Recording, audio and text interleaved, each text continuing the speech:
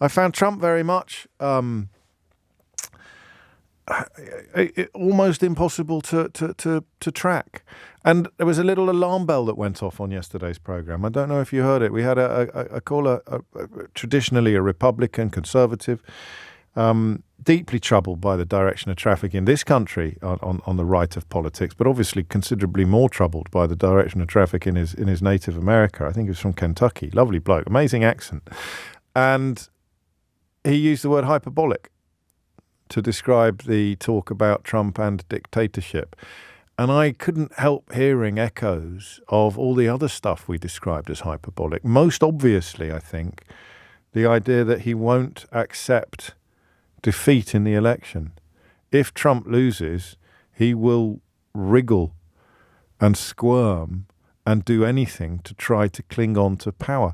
And I don't think any of us fully appreciated how dangerous that was, how profound a threat that posed to democracy. And we saw it unfold in real time. I remember watching it on screen and thinking of all the people in my profession that had been warm towards Donald Trump or who had conducted phone-ins about what his magic might be and not repeatedly pointed out the reality of what he represented. Because what he represents is, I believe today, a threat to the safety of the world, a threat to American democracy, upon which, whether you like it or not, huge amounts of stability and peace in the West depend. And if you think that there would be an improvement in the parts of the world where stability and peace are not prioritized, then I've got a bridge I would like to sell you. So the other thing I reject absolutely, and I didn't always reject this, there was a little bit of me that thought that, gosh, maybe if they really do like it when people like me... Do you remember the caller we took? I wonder how many people knew that I'd end up remembering this call. It was an astonishing call. It got into my first book from a fella who I just wanted to know how you could like being lied to, which is quite a naive question given what's happened since. But in the aftermath of Brexit and Trump's election, I was fascinated by the fact that you knew you'd been lied to by now. And if you didn't know in 2017, good God, you know now. But why do you like being lied to? And it was when Trump was in this country attacking our democratically elected British mayor, Sadiq Khan, albeit that he has brown skin and is of a Muslim background, which of course repels an awful lot of people who are attracted to Donald Trump. But a foreign leader coming here and attacking our democratically elected mayor, extraordinary really when you think about it. But he, of course, enjoyed support from corners of the British media and British politics. I always felt that was one of the saddest days of the late Queen's life, when she had to treat him with the respect that his office commanded, even as he denigrated that office on an almost daily basis. But the bit that was fascinating to me was how you can like being lied to. And we took a call from a bloke. I forget where he was. And he said, I know that he's lying. He was giving a speech in London at the time, Trump, and he was talking, if memory serves, talking about the size of the crowds outside the building where he was giving the speech. And we had a camera outside the crowds. I could see it on my screen. Not we LBC, as in we the public, we the people inhabiting reality. And there was a camera. I could see it on my screen. So I had him on one screen giving a speech and a camera outside the building on another screen where it was more or less empty. And he was on the other screen saying there's crowds outside, huge crowd. And I just thought that's incredible. He really has reached that point of politics where you can lie through your teeth and people will lap it up. And my caller said, I know he's lying, but I love it because it upsets people like you and Sadiq Khan. And I've got a horrible feeling I might have laughed my head off at the time. But really, it never gets any more sophisticated than that, the analysis. You know, people who try, and they are flawed and fallible people, but people who try and promote values of fairness and equality, and people who appear to understand things, must really, really boil the urine of people who don't understand much and who hate the idea of equality or fairness, because if you've spent your whole life privileged, then equality feels like oppression. And even if you haven't got a pot to pee in, if you grew up white in this country, you have enjoyed more privilege than people who didn't in many ways, in many obvious ways. So that was the thing for me. Now, that was an incredible moment. I know he's lying, but I love it because it upsets people like you and Sadiq Khan. And I wondered, well, when do the lies stop appealing to you? And they don't, do they? They never stop appealing to you. I love being lied to. He describes a world I wish I lived in which I'm a victim.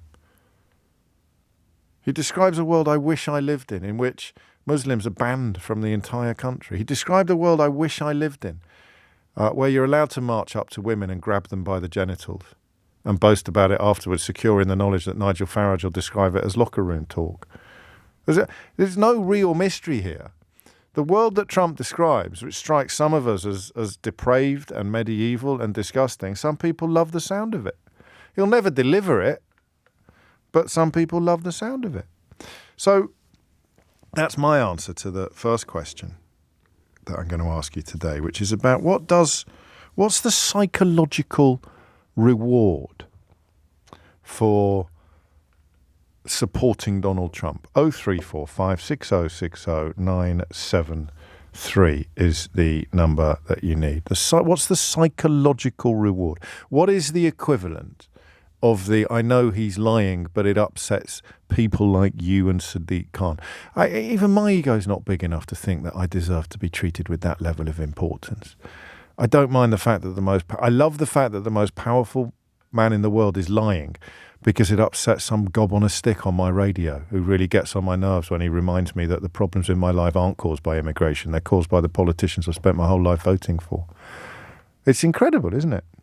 I saw a tweet the other day. Someone had just arrived in Lanzarote and they'd got through customs quite easily. So they tweeted me to claim that somehow proved that all of the coverage of the damage that Brexit has done to the country must be false.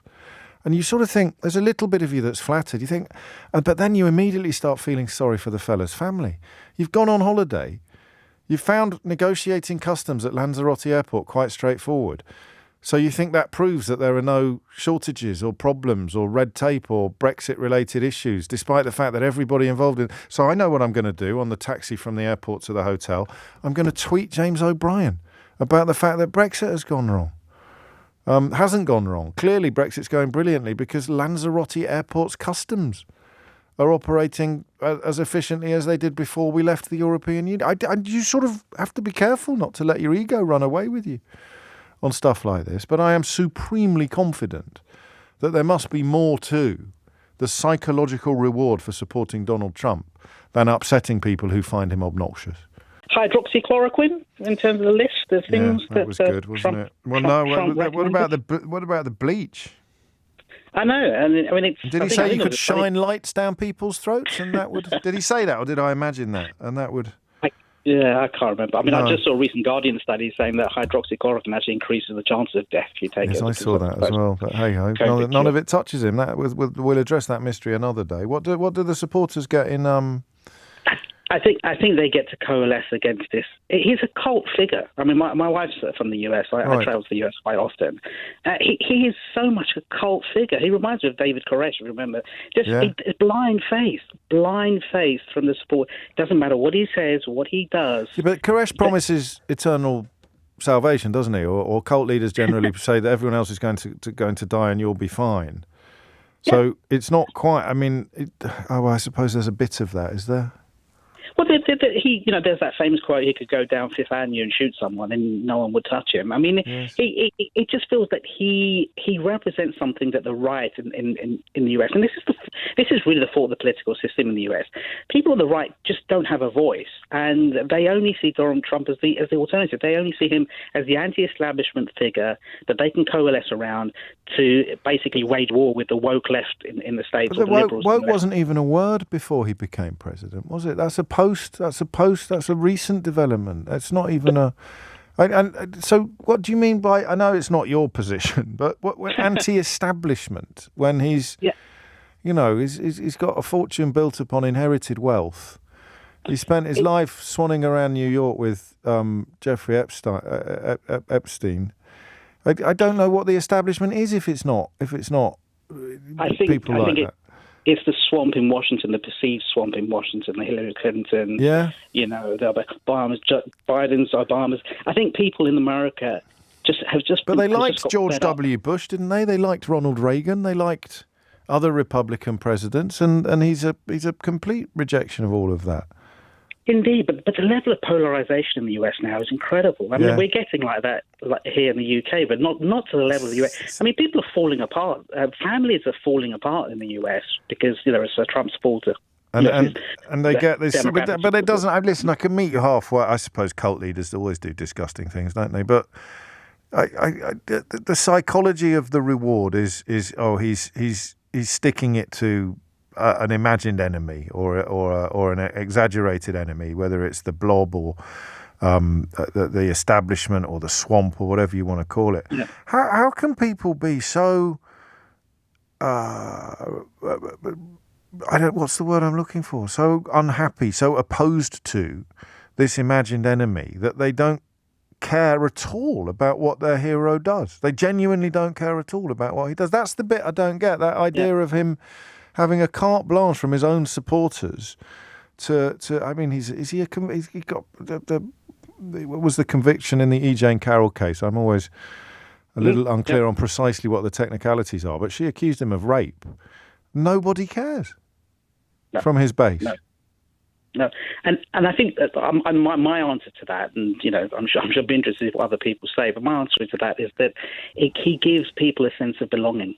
He gives people on the right a sense of belonging. This is our man. We're standing by him. Doesn't matter what he does. He defends us from the woke left and the liberal policies, and it means that they can take a view. They can take a stance and say, right, this is where we stand for. This is what we do. Finally, someone speaks for me, and I don't really pay much attention to what it is that he says. He just says he speaks to me, and therefore I choose to believe him. It is extraordinary, isn't it? And also the idea that he's right-wing is a little bit comical as well. I would, if he'd run for politics in the 1990s, I'm pretty sure he would have been a Democrat. And yet people who identify as deeply racist are persuaded that he's very much one of them. I suppose that, actually, I don't want to preempt anybody else's contribution. Patrick's in Battersea. Patrick, what would you like to say? Hi, James. Hello, mate. For me, it's the double-page spread in the newspapers in New York in '89 when the Central Park 5 situation occurred, and not retracting his... Bring back the death penalty. Bring back our police. Yeah. All 5 of those men later completely exonerated of the crime. But if Donald Trump has... And do you think that was racism? Oh, yeah. I don't mean that... He had previously been convicted of failing to allow anybody to rent or buy his apartments. He wouldn't let blacks or Hispanics, remember? Mm. He got convicted of that by the New York... so what's the point at which you say, and I don't think anyone in America had done this, really, the point at which you say, if you support him, you must support that. You need to make them turn around and say, yes, I do. I think that's where Clinton misfired slightly when she called them all deplorables. And they said, yes, we are. You need to go in on the specifics. God, listen, I respect your right to cast a vote, but I'm surprised that you approve of sexual assault of women. I'm surprised that you approve of killing innocent black men. I'm surprised that you approve. Do you see what I mean?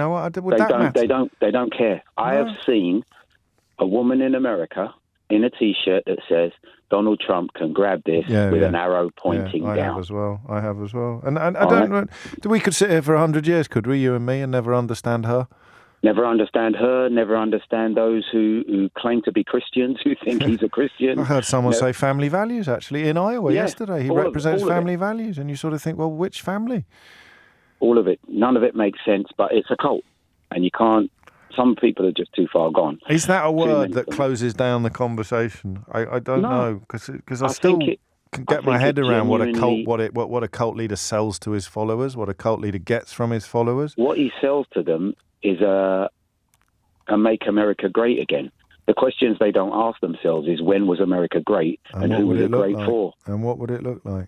Who was it great for? Oh, that's a very good point, actually. That's a very good point. Thank you, Patrick. When I said woke was a new word, a few of you correcting me, I meant in terms of political saliency. And I know it's been around for a lot longer than 30p Lee, but the attempt to turn it into a negative and use it politically, that's relatively new. And I don't think it was around in 2015, 2014. I could be wrong.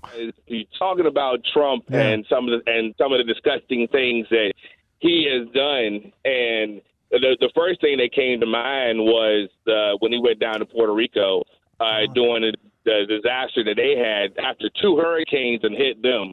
They go down there. He goes down there and he's all like, "Yeah, you guys are throwing our budget all out of whack on trying to help you guys out," and which is not the right time to be talking about money when you got people who are like, "Yeah, my house is gone." And then when he was at one of the emergency shelters, and he's, instead of being dignified and handing out the supplies to people, he's throwing paper towels to the back. It was and actual to the paper middle. towels. He literally throwing paper towels to people whose homes had been washed away. Yeah, and just like their T-shirts at a concert. Yeah, it's extraordinary. That's the problem. It's more than a problem. It's the proof. It's a them. proof of the cultishness. Really, I mean, presumably a lot of people there were profoundly unimpressed. But I mean, literally, like kitchen towel, big rolls of paper towels being thrown into the crowd of people whose homes had been destroyed by hurricane. I'd say it's just breathtaking. So what do the people who support him get in return, Sean? What's the psychological reward? See, for some reason, they feel like he's talking to, he's speaking their language. He's talking to them. He's like, they are, because if you forget about the politics part of it, yes. A lot of us on each side, we understand that there's a lot of things that the government is doing, and it ain't cool. Sure. The word woke, as me being a 45-year-old black man, the word woke always meant to us, like back in the 80s and everything, was paying attention to what the government is doing to you. Yes. Some things look like it's nice and it's good, but then you find out that it's all a dirty, underhanded scheme. And us being the pawns. Yes. So a lot of us will sit. A lot of my friends who are Trump fans, like they're Republicans. And, really? and it's sad because we were all cool growing up, and there was no problems and everything, and now my Facebook is a ghost yard because you have to cut at some point. At some point, you have to sort of cut contact, right. I suppose. How do they process January the 6th, Sean? How do they deal with the fact that do they actually believe that the election was stolen from him? Do you have to go along with all the lies, or can you sort of close your eyes to some of them? No, they are fully embraced in everything. Wow. Okay, so we know that a lot of when it comes to the movements, especially as that being woke, paying attention, a lot of the movements that we had going in the 80s, like we knew that there was FBI agents and CIA agents and people who are in there designed to make the movement go awry. Yeah, whenever there's a dog, there's always fleas on the dog. Yeah, and so what they have decided, with them wanting to talk about defunding the police, like how we were talking about, but now they're talking about it, and now they're also talking about how there were FBI agents and CIA agents who were trying to foment the rebellion, foment the insurrection. People like under. No, they were in there, and then there'll be some guy they'll point out and be like, "You see him? See how his hat is? That's not right." It's extraordinary, isn't it? And they believe that he had the votes and that they were somehow taken from him, or do you not go there? Like, no matter how much proof you show. No matter how much proof, no matter how many times you tell him that he done been in, he done got turned down in courts all across America. I can't remember whether it was 66 or it was a lot of court cases that he tried to bring in there to say that, oh no, they were lying, that they stole it from us and everything, and every one of them, even Trump appointed judges, end up throwing out the case. Yeah, that's right. So, But they were and still you'll tell them all these things. You'll bring them all this proof, and they'll still look at it and be like, "Oh no, that wasn't the truth. That ain't can't right." Be right. So listen, we could do this for 100 years. I hope I get to talk to you again, Sean. Perhaps as the election gets closer, you could be our official American correspondent. But we could. I think you're the same. We could sit here for 100. We could sit here for 100 years, right? And we're never going to get like textbook A-grade answers to the questions that we're asking, because so much of it goes almost deeper than psychology. I mean, and I fully think that at this day and age now, he's thinking, if I keep throwing out a bunch of, as you would say, rubbish, keep throwing this out, eventually you're going to forget about some things and go to whatever's the first thing to come to your mind because there's so many of them. Yeah, I mean, there's actually a count. There's actually a count going on of how many lies he's told and his administration.